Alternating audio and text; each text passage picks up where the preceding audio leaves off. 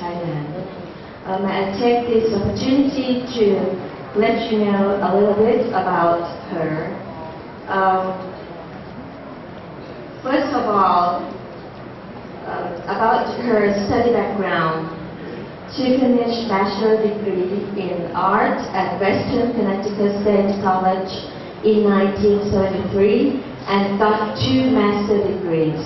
The first one was Master of Arts at McMaster University, Canada, majored in anthropology, and the other is TESOL at St. Michael College, USA.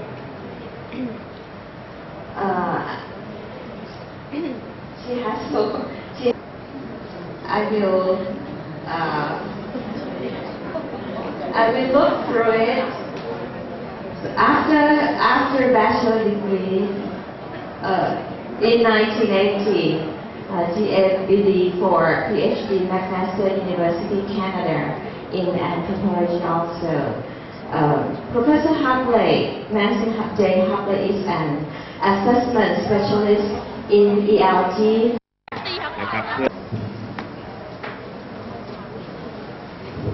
Is this on? Yes, I guess it is. And do we have a projector? Yes, we do. Could you let me know as soon as you have a signal from my computer? And, excuse me, so shall we go ahead with the presentation now? Do you think so? And we'll do the survey afterwards. Okay.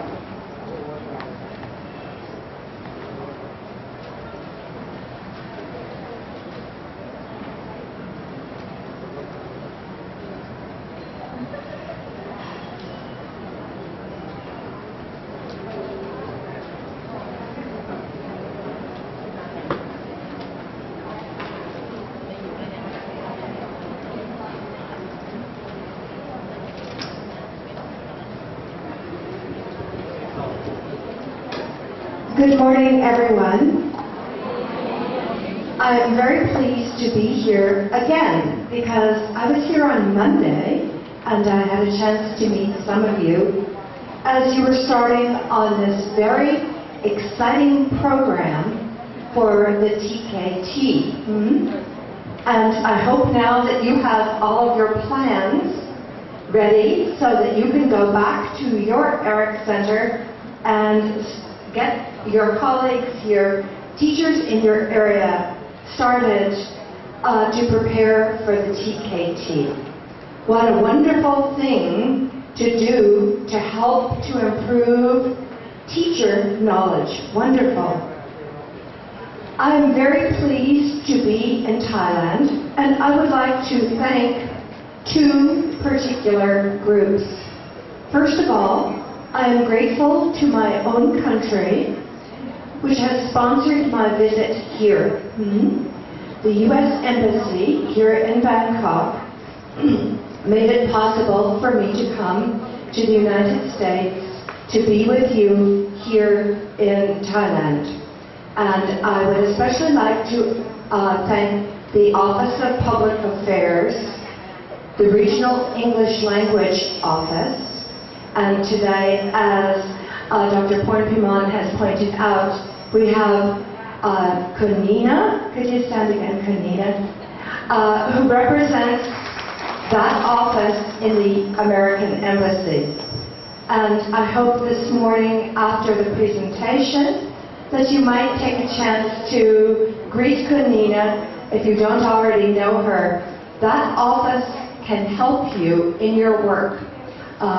They have many materials and things that would be very useful for you. And so be aware that is available through the Rideau office. And secondly, I would like to thank the Thai Ministry of Education that has also been a sponsor of my visit, and they have made it possible for me to visit many schools and also to have a chance to have meetings with people, and to understand a little bit more about the process of teacher professional development. All of that helps me to help you with curriculum planning. I'd especially like to thank Dr. Porn Pinon, who has been with me, I think, every day since I arrived, and who has helped me a very great deal, and to her many colleagues at the Ministry of Education. So thank you so much. There are two things I'm going to do with you this morning. And the first thing is we're going to look at a presentation about some important parts of the language curriculum. Those parts are assessment and critical thinking. And we will look at the presentation first. Thank you. And after we do that, I have a survey that I want everybody to help us complete. I'll explain more about that. But we respect your background as ERIC managers, and we need some information from you. So after we finish the presentation, we're going to be asking for some input from you. Excuse me, are you able to project what's on my screen? Can you put it on there? Okay. Can you put the presentation there? Do we need to do something to my computer?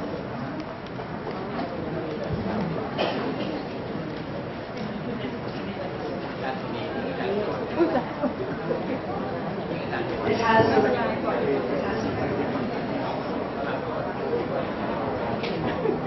Sorry, first, if they can get to the presentation, I can first do the presentation.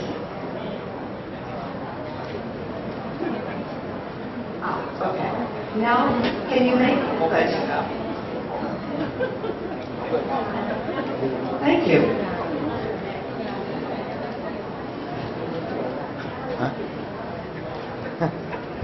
I'm sorry.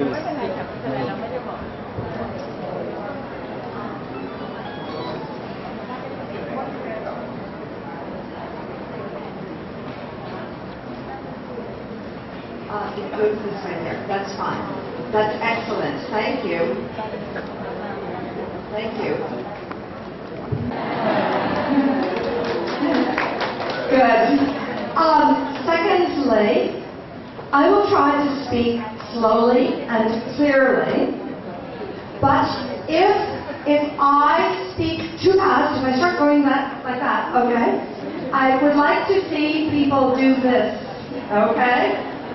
Which means slow down. So if I look out here and I see everybody doing this, what does it mean? Slow down. And if there's something you don't understand and you want me to explain it, please raise your hand. So if I see lots of hands go up, it means, we need to explain this again. Okay? So those are the three rules for this presentation. And the first rule is that you don't have to take notes, just look up at the screen. The second rule is this one, meaning slow down. And the third rule is explain. Please explain. Okay. As I mentioned, I have been sponsored by the United States Department of State. As educators, you have heard this word or these two words a lot. Critical thinking. And some people think, this must be very complicated, critical thinking. I hope by the time we finish this morning, you will think critical thinking is not so difficult. It is something, in fact, that all of us do all the time. So, let's start by looking at a cartoon. Do you ever read cartoons in English? Cartoons can be very funny, but they can also give us a message. They're an important way to learn information. In this cartoon, we have a man and a dog. The dog's name is Dogbert. And which one do you think is probably more intelligent, the man or the dog? Yeah, because you're using your background knowledge. You're using your background knowledge to think, probably it's going to be the dog who is clever and smart. Let's see what they say. In the back of the room, can you see this cartoon? Okay, but just to make sure, I'm going to read it for you. So the man and dog are sitting on a park bench. And the man says, I teach my kids that these things are right and these things are wrong. Period. End of story. So this man has two categories. Either things are right or they're wrong. And there's nothing in between. We would say, he sees things in black and white, and there is no gray area.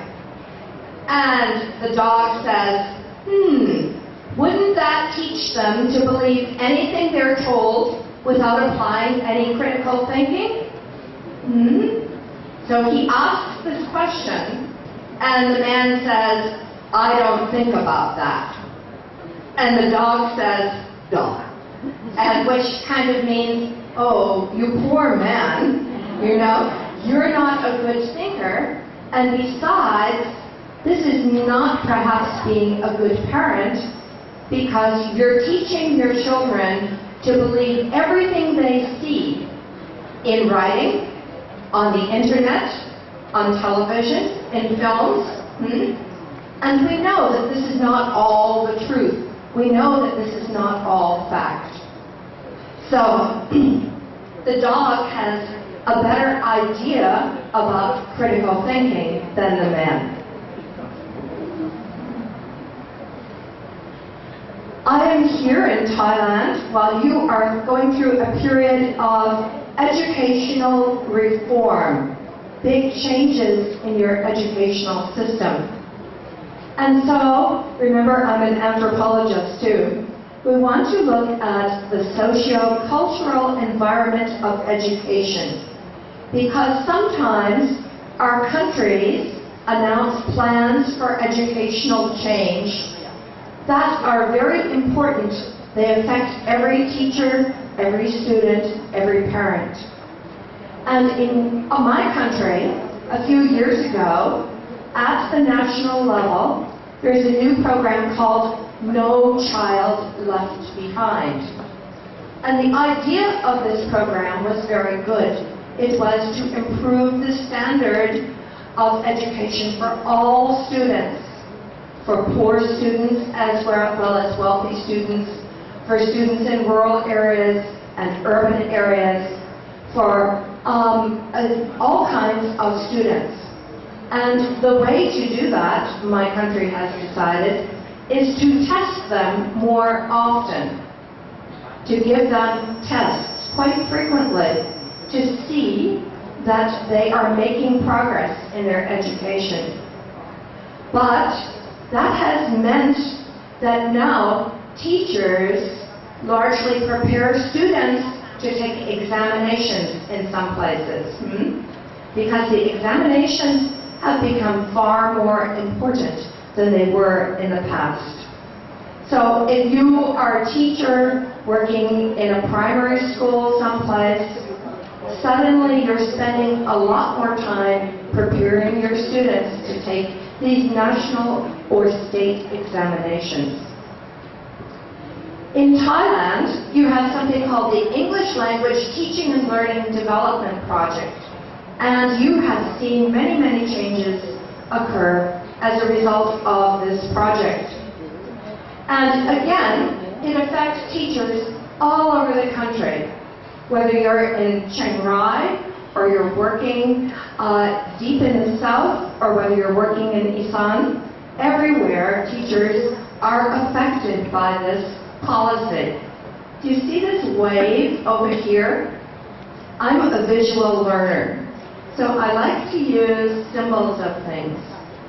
And you know, if you go to the ocean, the waves come and crash on the beach, and then they wash back into the sea. The wave goes away, the water goes back into the sea.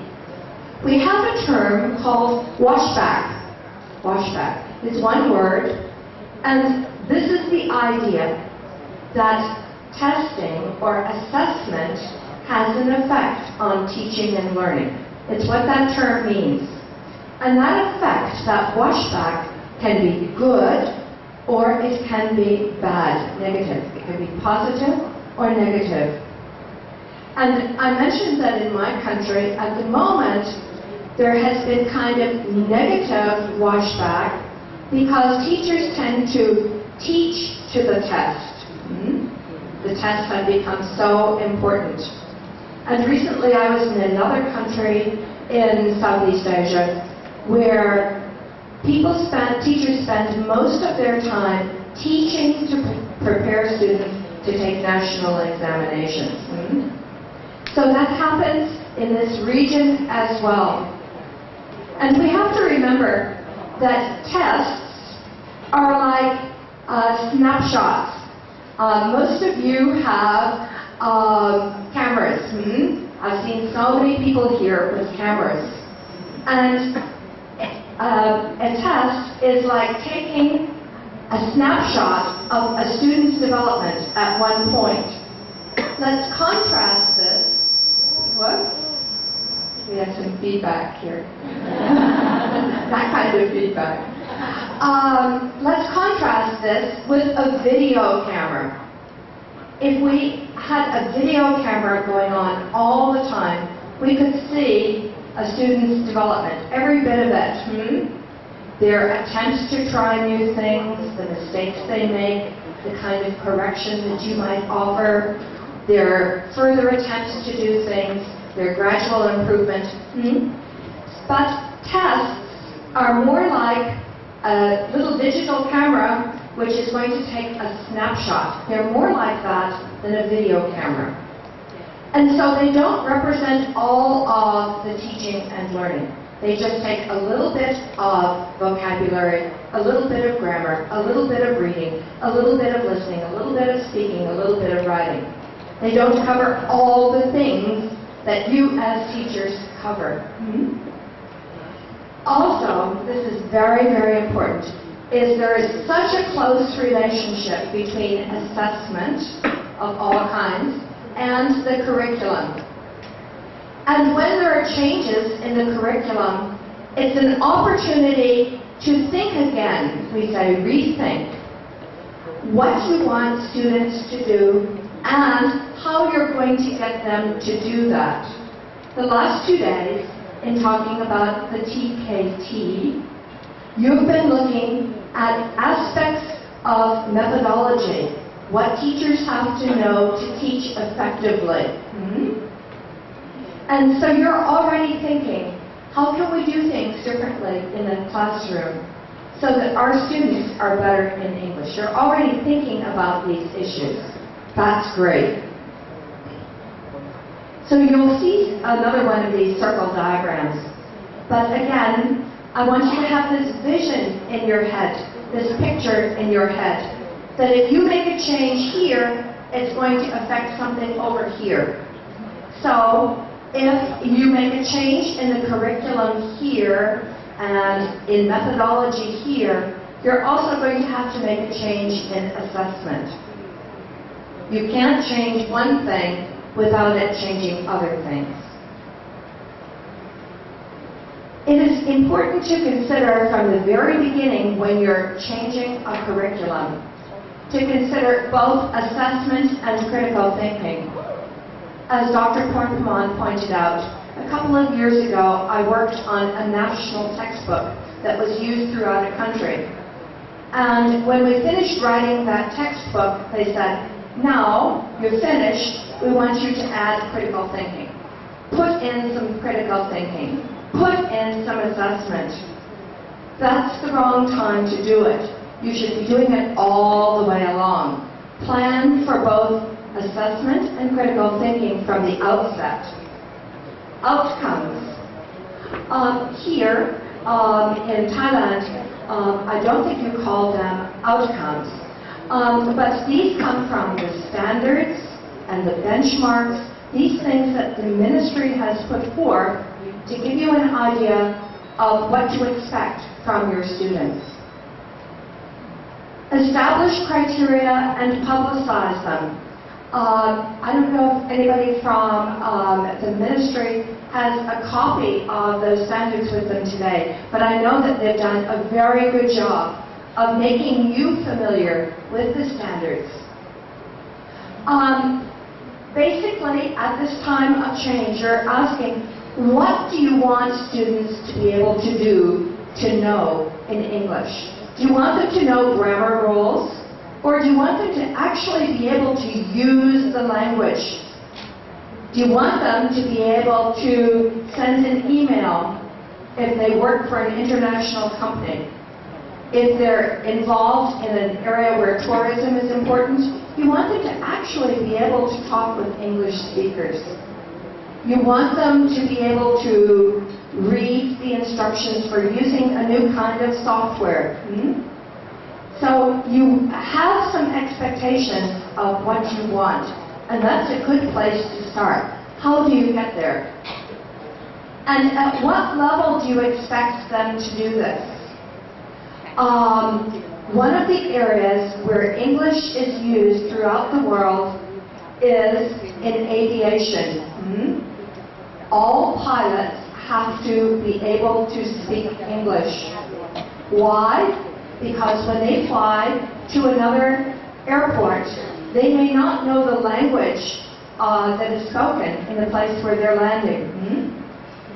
And the pilots are responsible for the safety of maybe 400 people in their aircraft. So from pilots, we expect a very high standard of English. I don't want to be on a plane with a pilot that doesn't have very good English, who doesn't understand the difference between left and right. Not a good idea. Also, people like doctors need to have a very, very good level of English because they work internationally. We have a world that is very closely tied together. Because I recently have had bronchitis, I went to a wonderful hospital here the other day, and I was so surprised and delighted to find that the doctor that I talked with had a very fine level of English. He was able to explain to me very carefully what I needed to do to get better. So people in some fields need to have a high level of English. But perhaps if you have students who are going to be farmers or fishermen, maybe they don't need the same level of English. It depends. It depends. And it's what you have to think about. And you have to think about how are you going to evaluate student success.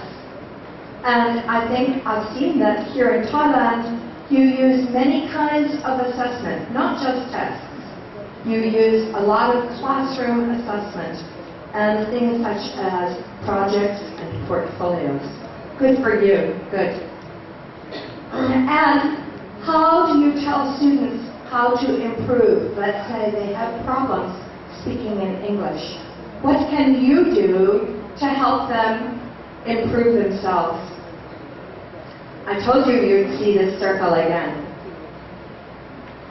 Let's go around the circle. Often, when you're trying to figure out how you want to change a curriculum, you start here with needs analysis.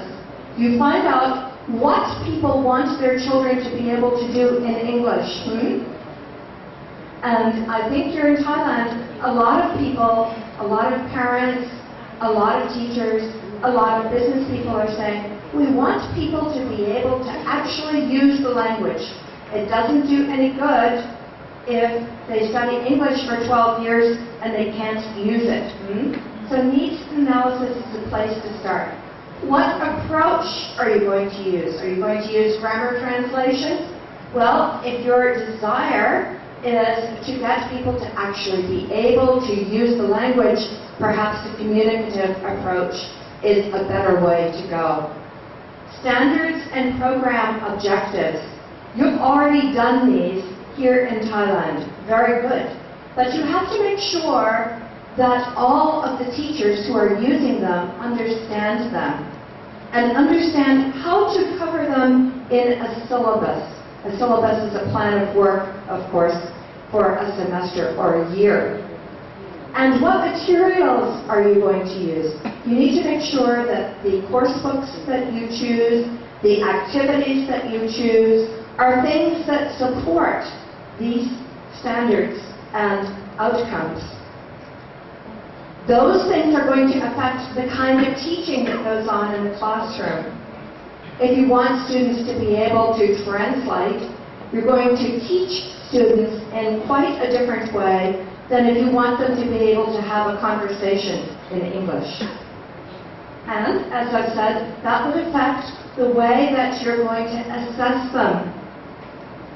In another country, I have seen people's ability to speak tested with multiple choice examinations.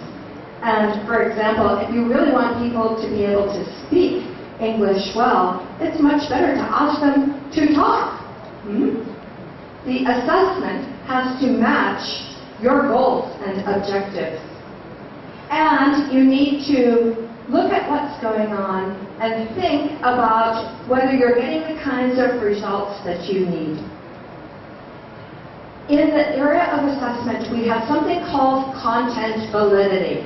Big words, Maybe these appear in Unit 17 of the TKT. I don't know, there are a lot of vocabulary words there for assessment. But the idea is simple, that there should be a match between your teaching and your testing. And by testing here, I'm really referring to assessment overall. That you should test what you teach and test how you teach it.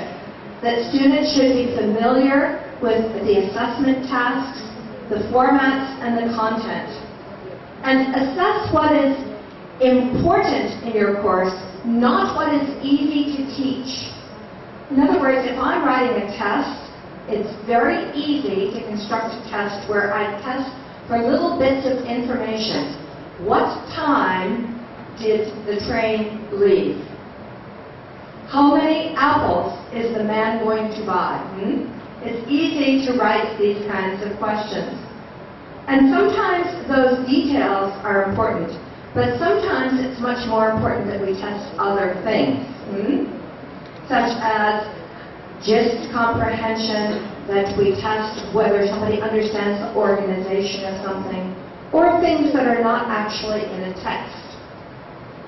And recently, the Ministry of Education here has developed performance indicators. Maybe you have a book with those? I think it's on the way to you. So you must check to see how these match up with how you do assessment. This next section is a review of some things that I saw in the TKT book the other day. And assessment, you see this arrow that's branching off in 3 different directions. We can talk about it by type, by purpose, and by timing. Many types of assessment. Informal assessment that happens in the classroom is low stakes. That means if a student doesn't do very well on a role play or something like that, it's not the end of the world. It doesn't matter that much. It's part of formative assessment. Formative assessment down here. It's part of the series of snapshots that we're taking with our camera to get a fuller picture of the student's development. However, there are times when there are formal exams and there are high stakes. They may determine whether somebody gets into university or not. So it could change their life. So you can see the difference between low stakes, where it doesn't matter very much, it's a small value kind of assessment, and high stakes. A few moments ago, I talked about testing speaking by giving a multiple choice examination. That's indirect testing of something. In general, we want to test things by using direct assessment, especially if we want students to be able to use something. We give them tasks to do to see how well they can perform in a realistic kind of situation. So instead of relying so much on traditional tests, we're going to look at other forms of assessment that are more authentic. Authentic meaning more like real-life situations. Because, as students graduate from school and they go on to university or their careers, they're not going to have a teacher saying, now what is the rule for using the past perfect tense? That's not going to happen. That's not a very real-life thing. Nobody has ever come up to me on the street and asked me about grammar rules. So we want to make sure that we use assessment tasks that are quite real life. And we have different kinds of tests for different purposes. A placement test to decide at which level a student should be placed. Because we can't assume that all students who are 16 years old in Matem, what would that be, 5 or something like that, they don't all have the same language level, even if they have been taking English for the same number of years. So some of them will have a higher level and others a lower level. Diagnostic tests tell us what the student's strengths and weaknesses are. Progress tests tell us about the student's progress and whether they're having difficulty with some things. Are there ways we can help them? Achievement tests are often end-of-the-course examinations, and they show how students have done on the work that was included in the whole course. And standardized tests would be like national government tests that are given to large numbers of students. I don't want to go through all of this in detail. I know that these things are described in Unit 17 of your book. Okay? Just an opportunity to review this. When I came here the other day, I think both of the Allens indicated that that might be one of the more challenging units. So this gives you a chance to see these terms again. The timing of assessment. You see this door? It could be when someone is going to start a language program. Or maybe if we think of somebody walking out of this door, it could be at the end of a program. Just different times at which assessment can take place. So these things are just a review. Now, what is this thing called critical thinking? Is it really so complicated? No. It's pretty simple. It means going beyond the obvious. Going beyond the words that appear right on a page. Making inferences. How does the man feel? Does she like this? What is this advertisement trying to do? Is it trying to sell us something? Is it trying to convince us to change our minds? So going beyond the obvious, separating fact from opinion. Very important. Most people have opinions out there. Do you know what a blog is? Blog, have you heard this word? B-L-O-G. It's on the internet. And it is a place where people post their opinions. If a student takes information from a blog, it is likely to have a real bias or slanted opinion in it. It is probably not fact. It is opinion. And thinking about why a person has written something, what their purpose is. Another form of critical thinking. Problem solving. Trying to figure out how you can solve a problem.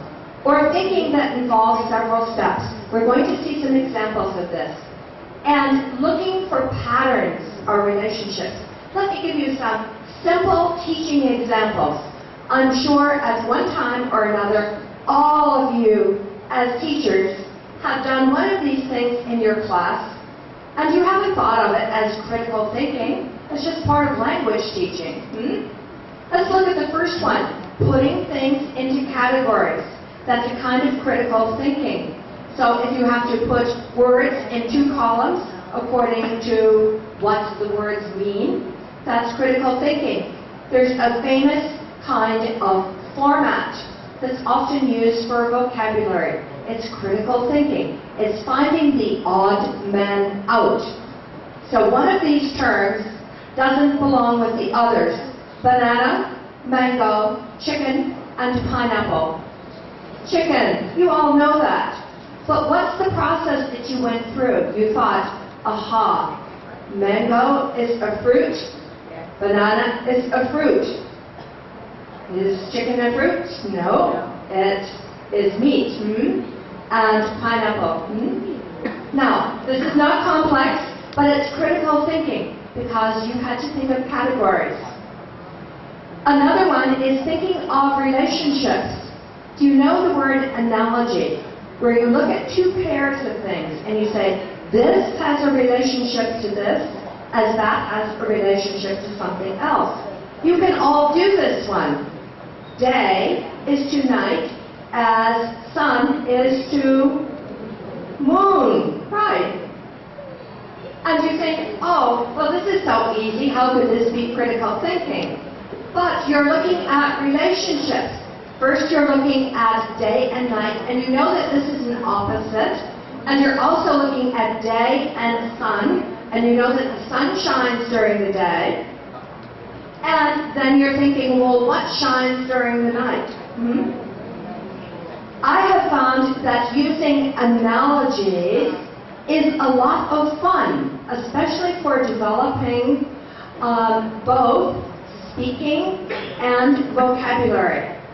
You provide some analogies, and you have students work in small groups or in pairs, and you ask them to solve the problem out loud, just as I did a moment ago when I said day and night opposites. During the day, the sun shines. If they have to do this out loud and explain it to each other, they're explaining their thinking process. Is this difficult? No. And you can actually have students, if you were a class, we could have people at this table make up some analogies and ask the people at this table to explain them. And so as people are doing this, they're learning about the relationships between words. They're learning about synonyms and antonyms and all of those vocabulary relationships. So it can be very useful. Seeing patterns. There are lots of patterns in language, but I'm going to use one using numbers for a moment. 6, 7, 6, 5, 6, 8, 6, 4. Again, not difficult, right? You could predict. Remember, in reading and in listening, we ask our students to be able to predict what's going to happen. We're going to ask them to look for patterns. Finding the main idea, very important in both reading and in listening. But when we're finding the main idea, we have to find something that's at the right level. Not a little detail, not a very general idea. Critical thinking. So I hope you see that critical thinking is not mysterious. I would like to point out that these things are different. Formats and the thinking processes. For example, we can use multiple choice questions. This is a format. It doesn't imply anything about thinking. Has anyone here taken the TOEFL exam. Anybody taking the TOEFL exam? You know what the TOEFL exam is. And you know about IELTS? These exams use multiple choice questions. Are they involved with very easy information? No. Very complex information. So you can use one format for a range of thinking skills. And I'm just going to mention gap fills, matching. These can involve simple thinking or complex thinking. Thinking processes. There's a big difference between selecting an answer and having to produce an answer. Which is harder? To choose an answer or to produce, to write an answer from your own mind, which is more difficult. Producing. And so this is one of those things that we have to think about. And also, how many steps are involved? And one of the reasons that we use critical thinking is to get students to start to wait a little bit before they jump to the answer, to think through a problem step by step by step. Many years ago, in my country, in Chicago, there was a professor of education whose name was Benjamin Bloom. Have you heard this name before? Yes. I think most of you encountered Benjamin Bloom back when you were in university, in your education courses. And you know, he worked exactly 50 years ago. 50 years ago, he came up with the idea of levels of intellectual behavior. And I know that most of you have seen this before. It is not the first time that you have encountered Benjamin Bloom's taxonomy. Taxonomy simply means that we're going to classify things into different levels. And here we have what shape? Triangle, yes, a triangle. And we have at the bottom knowledge, then we have comprehension, application, analysis, synthesis, evaluation. As you go from the bottom to the top, the thinking skills become more complex. And we're going to look at what kinds of assessment are involved with all of these levels of thinking skills. Because although you may already be familiar with this, I think many teachers don't think about, well, what kinds of tasks are good for each level. 50 years ago, Benjamin Bloom was concerned because he said, you know, in education, if we look at tests, almost all tests simply are stuck at this level, at the knowledge level. We're not asking our students to think at higher levels. Let's see what he means by that. At the level of knowledge, we're asking students to memorize or to recognize facts, information. A few moments ago I said, what time did the train leave? How much did the woman pay? Okay, so this is the kind of language that we often check. Because this is very useful when we have language beginners or when we have new ideas. Very useful. We're not saying, let's eliminate this, let's skip this step. No, still, we're going to do things to check for knowledge. But it doesn't involve a great many steps. Let me show you an example. Here, you're going to look at each sentence and you're going to write either is or are in the spaces. And it reminds the students to capitalize the word if it comes at the beginning of a sentence. So what is the task here? Yes, I know they have to write either is or are. But what is the thinking task?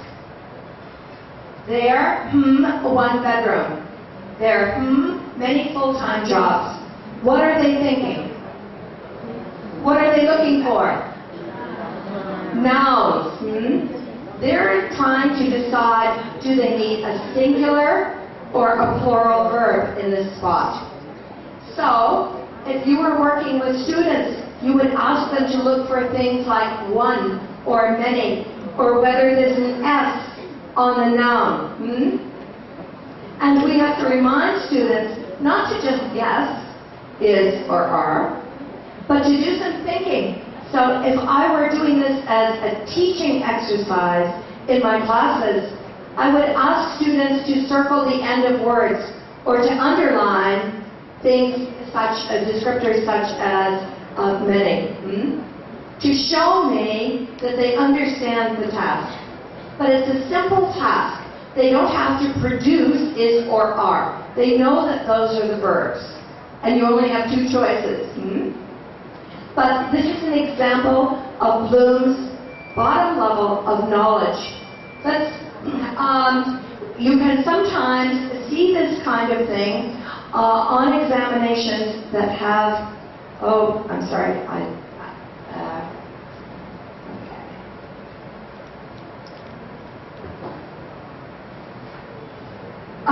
sometimes there are examinations that test for particular parts of speech. And you see these often in the form of a paragraph that has gaps in it. And students are quite restricted, especially if they're organized in a multiple choice way. They have not very many steps involved in thinking, but it's still at the level of knowledge. The next of Bloom's levels is comprehension, understanding the meaning. The focus here is on meaning. The focus before was much more on form. Being able to explain, summarize, predict, and to recognize or translate from one format to another, to restate. And this is very useful for many tasks. Remember, the focus is on meaning. Here's a grammar example, and you've seen many like this. But it's an example of that second level of thinking. Complete sentence B, so it has the same meaning as sentence A. Use the words that are given to you. And we have here an example. Smoking is not allowed in this building. This has the same meaning, but the form is very different. You cannot smoke in this building. So we're getting students to understand that there are different ways that you can express the same meaning. So you must be very quiet. You are to make noise. You are not allowed to make noise. Do your parents let you drive their car? Do your parents allow you to drive their car? I must be home by 10 o'clock. I have to be home by 10 o'clock. You are very easily transforming one of these from one form to another form because you're experienced with this. But it is a very simple, straightforward way to get students to think at that next level of critical thinking. The third level is applying something. It's one thing to know a grammar rule, but it's something else to be able to apply it to a new situation. And so students need to actually employ or use the rules they need, or the rules they know. And as intermediate level students start to produce language, they are applying rules that they have learned in much more guided situations. You know about stages of lessons, and you have a kind of guided practice portion of the lesson, where a student doesn't have very many options. But later, you have a free practice, where you want students to actually be able to use a concept or use a set of rules. Here's an example. It's called Then and Now, and the instructions are, write the correct form of the verb.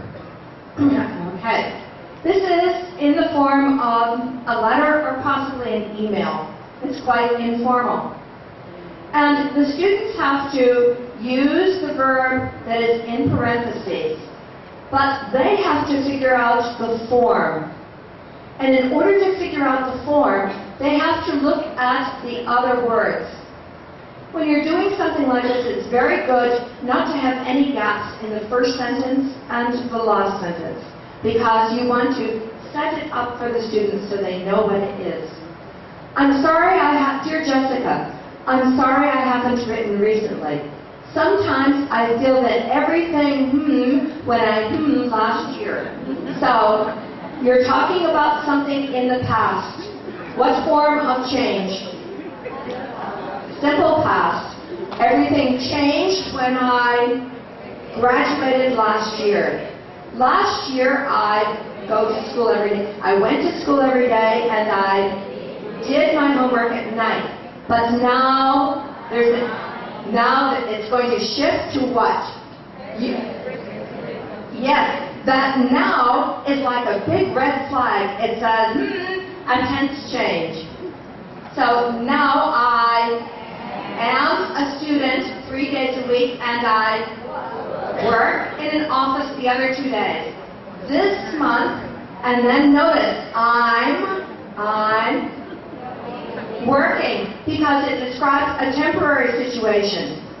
So, I don't want to go through the whole thing, but what you see is forcing students to think about what are the rules for using tenses, and what are those kinds of markers that are going to tell you about the correct tense to use. The time words that are going to tell you which one you should choose. So, you've all done this kind of thing. You're familiar with this. This is critical thinking. Another thing that we ask at this level is that students are able to use an authentic piece of information that they might see in a newspaper, the internet, in an encyclopedia, because the world is full of charts and graphs and other kinds of readings. I'm going to just move ahead for a moment. Other kinds of readings that are not linear texts. So here you see Happy Planet's country fact file. And one of the countries is Thailand, one is the United Kingdom, and one is Spain. And here are things such as land area, average temperature, rainfall, population, armed forces, education, etc. Down here, there's a picture of a soldier, and it says 300,000 troops. And there are also two asterisks. A little star that says if it's just one star, it's to age 12, and if it's two stars, to age 16. And so our task here is to ask students questions, but ask them not to just look for one fact, but to coordinate facts. So I'm going to go back, I hope. All right. The first question, what is the average July temperature in Spain? So the thinking that the student goes through is they have to go down to Spain. They're going to use this column, average temperature, and it gives July, but also January. So the students have got to be able to go across here, go down here, and to decide which one is important. It involves several steps. I'm going to go back again. What does this mean? Or, this is even more important, until what age is education free in the United Kingdom? So, to figure out the answer to that, we have to use the United Kingdom column, the education row, and we have to understand how to use these symbols. And we see free with two of the little stars or asterisks here. And so we look down here to age 16. Now, these are reading skills. They're reading skills that we don't often use. And when you're teaching these reading skills, it's often good to have students work together to find the information. and to explain to other students. For example, you could have students work in pairs, and they could explain to each other how they found the temperature for July for Spain, or how they found the information about free education for the United Kingdom. So when they're doing this, they're thinking at a different level. There are several steps involved in getting the answer. The next step is analysis. And I've used a picture of a puzzle because analysis is like taking a puzzle apart and putting it back together again. And it helps us to understand the parts and the relationships and the all-over structure of something. By the way, when you get your copy of the handout, you will have these words that will help you in trying to develop some exercises for your students, or maybe for the teachers that you'll be training. So we know, contrast and compare. This is a frequent kind of thing that we ask students to do. To categorize, to criticize, to understand how something is put together. Let me give you an example.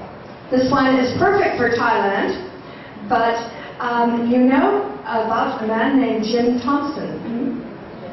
Yeah.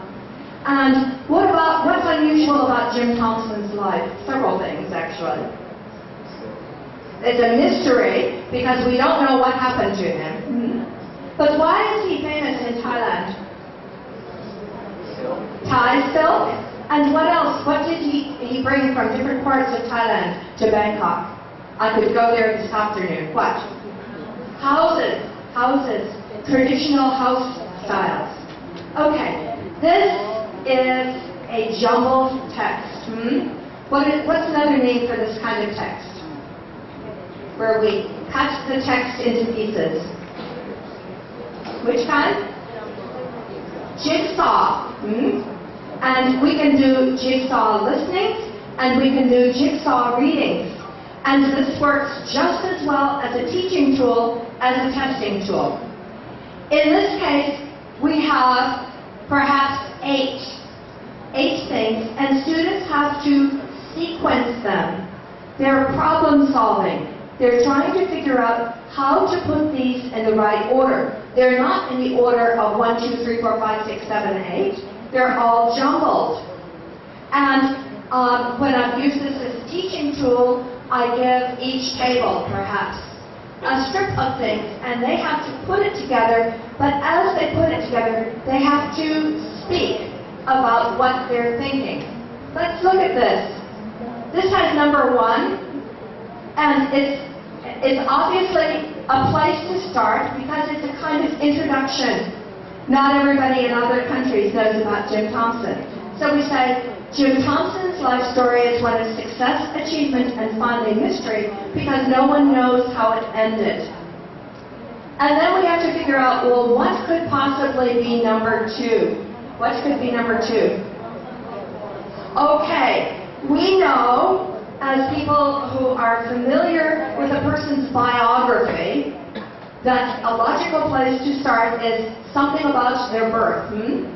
So, if your students were doing this, they would have to explain the thing that caused them to put number 2 here is that they saw the words was born. And then it talks about his young years, his teenage years, and after finishing secondary school, he went to university, and he studied at the University of Pennsylvania. What do people do after they have finished a program of study? They graduate. So, what do you think is number 3? Graduation.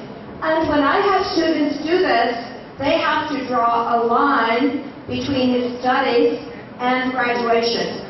Because I want them to show me that they're not guessing, they're thinking. To show me that they're able to make the connection between studying at a university and graduation. And it talks about during World War II, he gathered intelligence for the army. This work took him to North Africa. Europe and Asia. He was trained to survive in jungles. So this is about his military service. What do you think comes next? When the war ended, actually the next one. And so I would want to see my students draw a line between World War II and when the war ended. And then a scheme to restore the Oriental Hotel. So in this case, you have the number as a way of checking. But I would want, again, to see my students make a line between Oriental Hotel and when the hotel plan fell through. You get the idea. This is a puzzle. Students enjoy doing this. And they enjoy finding the connections. It is critical thinking. And if you do this kind of sequencing, you are helping your students to understand that when they write, for example, they have to organize the information in a logical order. And just last week, we were at a secondary school where they have an English medium program, and the people who were teaching science and math said, it is so important that we teach our students the skill of sequencing information. Some of the examinations, the standardized examinations that students take, also ask them to do this because we're checking whether students understand how a text is put together, how all of those parts fit together like a puzzle. One way of doing this is to have paragraphs, and the students have to figure out where the paragraphs fit. So it's like a jigsaw where you give them some of it, but then they have to figure out where the other ones go. By the way, you will notice that they have more choices here than they have spaces here. And that helps to avoid the problem of getting two wrong if you got one wrong, to have extra options. By the way, increasingly, major test boards such as Cambridge, ESOL, and ETS, the people who produce TOEFL, they are using those kinds of tasks because we're asking people to think about the whole text and not just little details. Synthesis.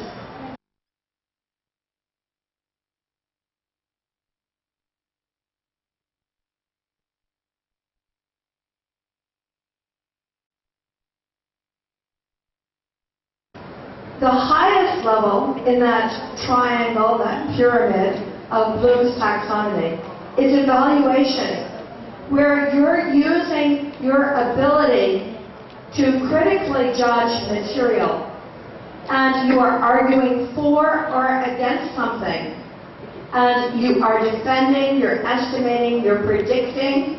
Remember when we did that simple thing about 6, 5, 6, 7, 6, 4, 6, whatever. I think I got it backwards that time. But you're predicting what's going to come. And you're going to make judgments about written or spoken texts. And you're going to look at the data, you're going to see patterns, and you're going to support your conclusions. So this would be the second part of the survey project that the students would do. And it uses Bloom's highest level of thinking. Evaluate. This means don't just look at it, but decide some things based on the information from your survey. Compute the percentages of responses to each question. So you have to say, what percentage of the 100 people that I spoke to don't smoke? Or what percentage of the 100 people have parents who smoke? Okay? So you're going to compute, and you're going to look for patterns. Are more people smokers who have parents and friends that smoke? You're looking for these relationships. You're going to compare smokers with non-smokers.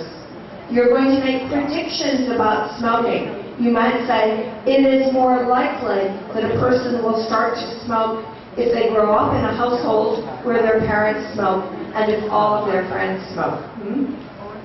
And then you're going to write a report on your survey, and you're going to use your results to support your views or your opinion. And you're going to use statistics, numbers that you have processed, to support your opinion. So you've done all of these steps. It's not difficult, but it does use all of the levels of thinking. Here are some things to think about. And this is a person's head, and the person has some questions. Remember that there is no direct match between the formats that you use to do something and the level of thinking. For example, we've seen some gap fills for different levels of thinking. Some things where you just have to choose which answer is right, and other things where you have to look at all the words around it before you decide which form of the verb should be in there. So there's no direct match. You can use the same format for something that's very complicated or something that's very simple. And although we do start with the lowest level of thinking, we need to use all of these levels of thinking with our students. And it's really important when you're designing not only assessment, but also classroom activities for your students. Get them thinking, not just rote memorization of material. And you will actually find that students like to do this. They like the challenge of it. They find it really motivating and fun to do. And I'm not going to go into specifications at this point. Specifications are formulas for writing exams, a little bit like a recipe for making a particular kind of food. And that's a whole different thing. But it is good if you have those. And each one of these levels has certain verbs that are associated with it. And when you get your handout, you'll find it useful to look at those lists of verbs. And provide challenges for students to grow. One of the reasons that students sometimes get turned off by learning a language is that they find it boring. Because they're not really challenged. You're not really engaging their thinking abilities. But we need to. And the reason is, as I pointed out earlier, we are now one very small world. And we don't have the luxury of saying, well, in our country we've always done these things in this way. If you want to participate in the whole world, and Thailand does want to become economically important in the whole world, then you have to start using much more critical thinking in how you teach and how you assess. So, I didn't see any hands go up. Does that mean that, yeah, you haven't fallen asleep, have you? I don't think so, no. But when you get your handout and you see these examples, maybe you can use the examples as models to design some things for your teachers. When you are giving the TKT course, maybe you can develop some things that the teachers do to understand ways that they can use critical thinking in their courses. Okay? Because times are changing. Your students are part of a different world now. I'd like to end by pointing out that having the internet has made this world a lot smaller. In the past, parents and teachers could control the information that students got. No more. If your child or if your students can go online, they're going to find a lot of information. And they've got to be taught how to discriminate, that is, how to tell useful information from lies. They've got to be able to tell somebody's opinion from facts. Critical thinking is very, very important. So I know that the ministry is very eager to get students to think in order to use the language. Because as long as you're just memorizing things and accepting everything that you see as true, you're not critical thinking. So you've got a real challenge ahead of you. But remember, it's fun and it's interesting and it's not so mysterious. Okay. Now we're going to move on to something else. Let's see, how are we doing time-wise? We're going to give you a survey because we need your help. You as ERIC managers come into contact with many, many teachers all over Thailand. And we need some information from you about your interests and background in English and about the teachers who come to the ERIC centers. So, are we ready to distribute these? Okay. People will be giving you one of these papers. Look at it, but I don't want to see any pens or pencils yet. Okay? We're going to go through it together. So, look at it, read it, but don't write anything on it yet, please. Thank you.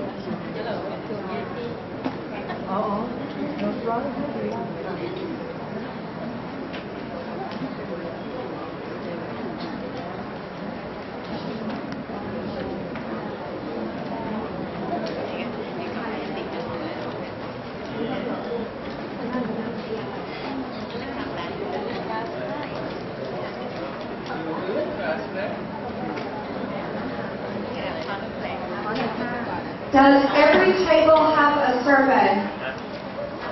Every table? Is there anybody that does not have a survey? Raise your hand and somebody will bring a survey to you. Do you need a survey? Do you have a survey? I think there's one right there. Okay, this has 2 pages. 2 pages. Look at the page that says at the top, ERIC Manager Survey. Are you on that page? Okay. Now, what you're going to do for the most part, you're going to do 2 different things.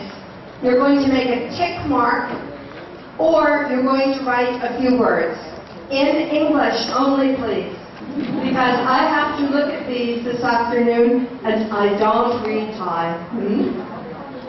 So, those are 2 rules for this. You're going to either make a check mark, or you're going to write a few words in English. And let's go through it phase by phase. You can have a pencil in your hand now. First, I want background information, but no personal names, please. I don't want to look at these and see anybody's name on them. But the first thing I want you to tell me is, where do you live? Here are the options. You live near or in Bangkok. You live in the north, you live in the south, or you live in the northeast. Tick one of those, whichever one works for you. Now, when you were studying at university, did you major in English or another subject? Tick one of those. If you majored in another subject, like Thai or something else, would you tell me what other subject? Perhaps you majored in biology. Perhaps you majored in history. Okay, the next question. Have you done any postgraduate work in English? I know that some of you have MAs in English. Some of you have taken other courses. You have gone overseas. Some of you have gone overseas and taken courses. So tell me if you have studied past the BA level. Tell me. And the next question. Have you traveled overseas? The other day I talked to some people who had gone to New Zealand or to Singapore.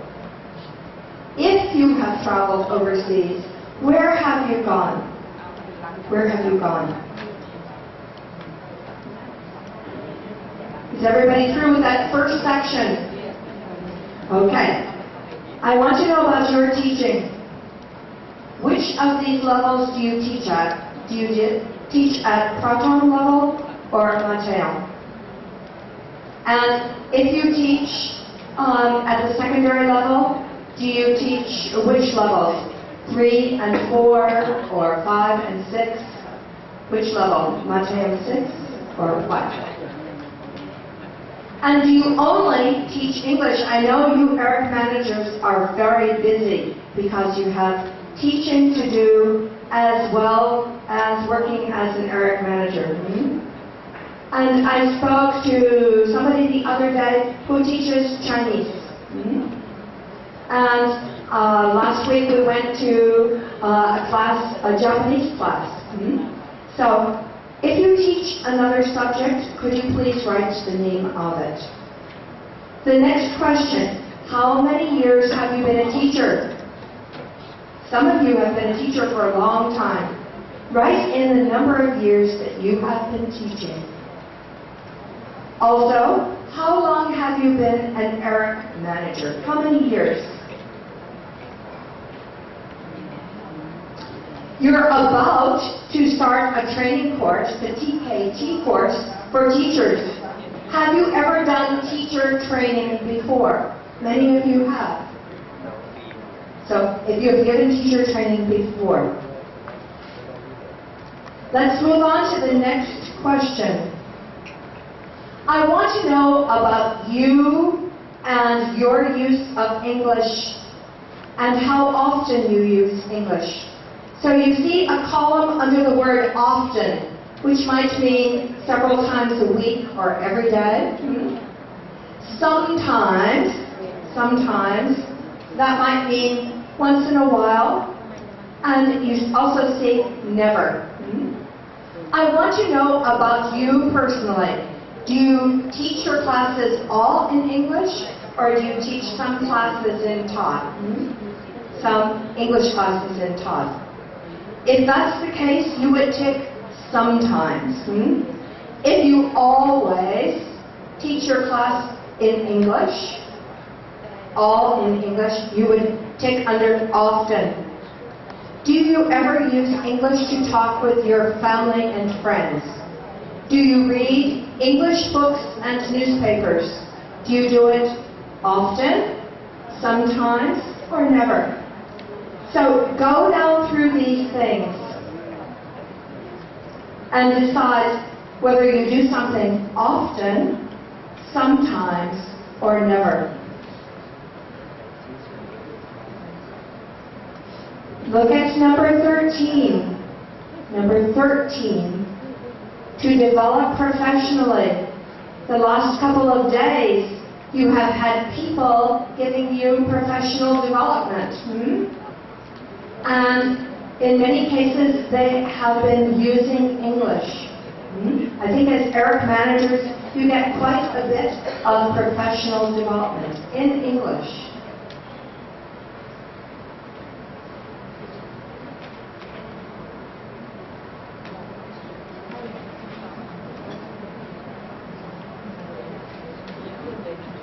You can search the internet by using something like Google in Thai, but you won't come up with as many resources as you will if you search in English. Do you ever use the internet to search in English? Some people do that every day, so you would tick often. Some people never do that. Look at number 4 at the bottom. You are all not just English teachers, but you're also ERIC managers. I want to know, why did you start studying English? What was it that motivated you, that got you interested in studying English? What kinds of things made you want to study English? And what kinds of things make you want to come to professional development, such as the last 3 days? What is it? You like being a leader? You find it interesting to have another language? You can talk with people from all over the world? You like to read in English? What are the things that motivate you? Motivate meaning make somebody want to do something. Let's turn over to the second page. Here, I know that you work with Thai teachers. They come to the ERIC Center and you help them use the things that are in the ERIC Center. You work with a lot of teachers. And I want to know, how strong are their English skills? Would you say they're very strong? Or they're average? Or they're weak? Because if you tell us this, then it will give us some ideas about how we can help the teachers who are weak, for example, improve their skills. So some teachers might be strong in reading. They can read English well. But they have problems with speaking and listening.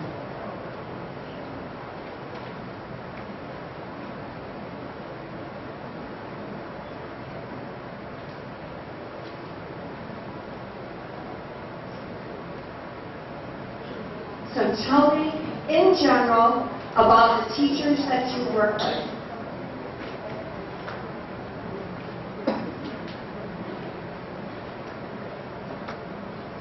I'd like to move on to the next question. Do you, as an ERIC manager, find a difference in the skill level between primary teachers and secondary teachers? Is there a difference there? And if there is a difference, which group is stronger or weaker? Okay, so just explain. If you find a difference, tell me why you think so.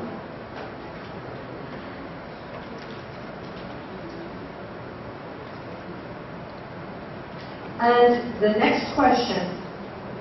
If there are some teachers that do not have strong skills, perhaps it's a primary teacher who did not major in English, what do you think could be done to make that teacher want to get better in English? What would help?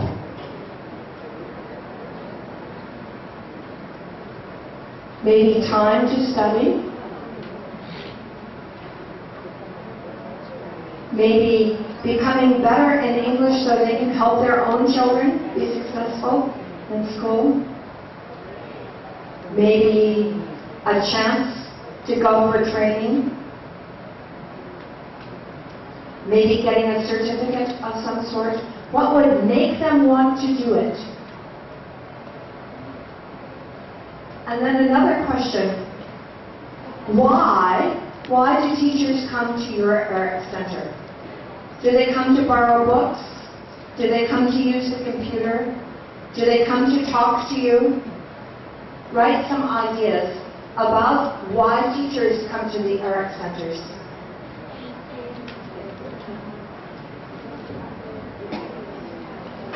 I'm going to give you some time to complete these, so don't worry if I'm moving along quite quickly. Number 6, put a tick mark in the box next to anything you have right now in your ERIC Center.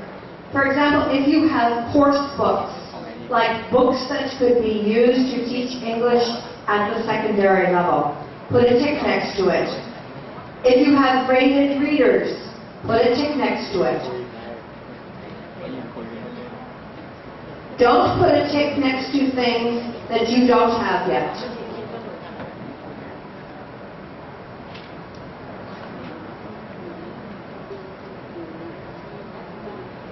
Are there some things you would like to have, but you don't have?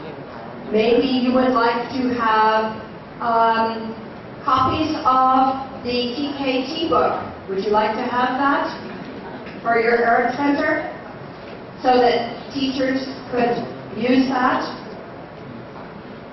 Maybe you would like to have films so that teachers could watch films. Maybe you would like to have more books for beginners. Let me know if there is something that you would like to have that you don't have now. And the last question, in talking with some teachers the other day, one teacher told me that her center is open on Saturdays so that teachers can come to the center when they're not so busy. Tell me about the hours when your ERIC Center is open. Are they open Monday through Friday only? Are they open from 8 in the morning until 5 in the afternoon? What are the hours? Lots of questions there, and we do appreciate your help. Your giving us this information is very, very useful, since we don't have a chance to talk with every one of you. I'm going to give you another, let's say, 5 minutes to finish the survey. 5 minutes to finish the survey, and if you don't understand something, you can ask one of the other teachers at your table.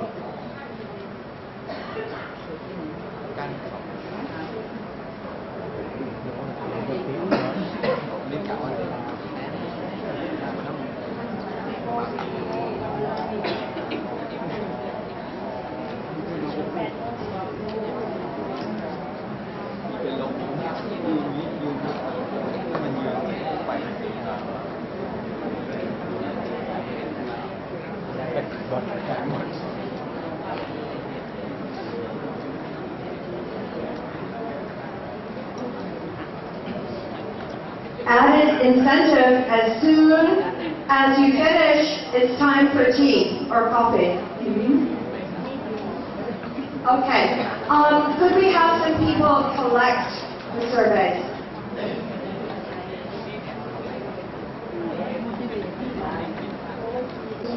To teach, to train the teachers at the ERIC Center, and then to give them some idea of how to generate that without process. So there's a several program, but just for sake of time and the coffee break, I can give you the email address on our website that you can listen. And if you have more questions, go ahead and have it. You can always call, but email is great. Thank you. Wonderful. Thank you, Kumina. And finally, I would like to thank you, Cyber Galaxy School, to send to cameramen over there. Thank you very much.